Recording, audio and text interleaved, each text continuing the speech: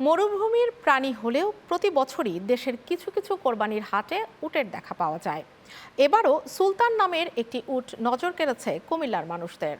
কুমিল্লা সদরের একটি অ্যাগ্রো ফার্মে থাকা উটটি দেখতে প্রতিদিন ভিড় করছেন নানা বয়সী মানুষ। সৈয়দ আহসান হাবিব পাখির পাঠানো তথ্য ও চিত্রে ডেস্ক রিপোর্ট। কুমিল্লার পশুর হাটগুলোতে শুরু হয়েছে কোরবানির পশু কেনাবেচার প্রস্তুতি। প্রতি বছরের মতো এবারও গরু, মহিষ ও ছাগলের পাশাপাশি দেখা মিলছে ভিন্নধর্মী কিছু পশুর। তবে সবকিছুকে ছাপিয়ে আকর্ষণের কেন্দ্রবিন্দুতে পরিণত হয়েছে বিশাল আকৃতির একটি উট।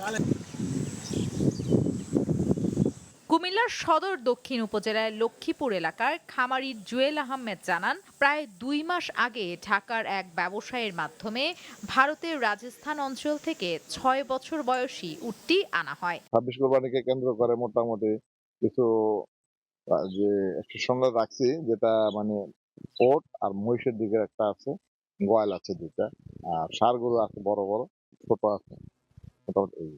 জেলা প্রাণী সম্পদ বিভাগ থেকে জানানো হয়, উট প্রচলিত প্রাণী সম্পদের আওতায় পড়ে না। তবে যেহেতু প্রাণীটি দেশে আনা হয়েছে, প্রয়োজন হলে চিকিৎসা সহায়তা দেয়া হবে। এটা যেহেতু আমাদের দেশের কোনো প্রজাতি নয়, এটা আমাদের দেশে কুমিল্লা অঞ্চলে হয়তোবা আপনি কেউ শখ করে একটা উট উনি এনেছেন, লালন পালন করেছেন, কোরবানি দিতে পারেন অথবা বিক্রি করতে পারেন। জেলা প্রশাসনের তথ্য মতে এবার কোরবানিকে সামনে রেখে কুমিল্লা সিটি কর্পোরেশন সহ জেলার ৬টি পৌরসভা ও ১৭ উপজেলায় মোট ৪৩০টি পশুর হাট বসছে।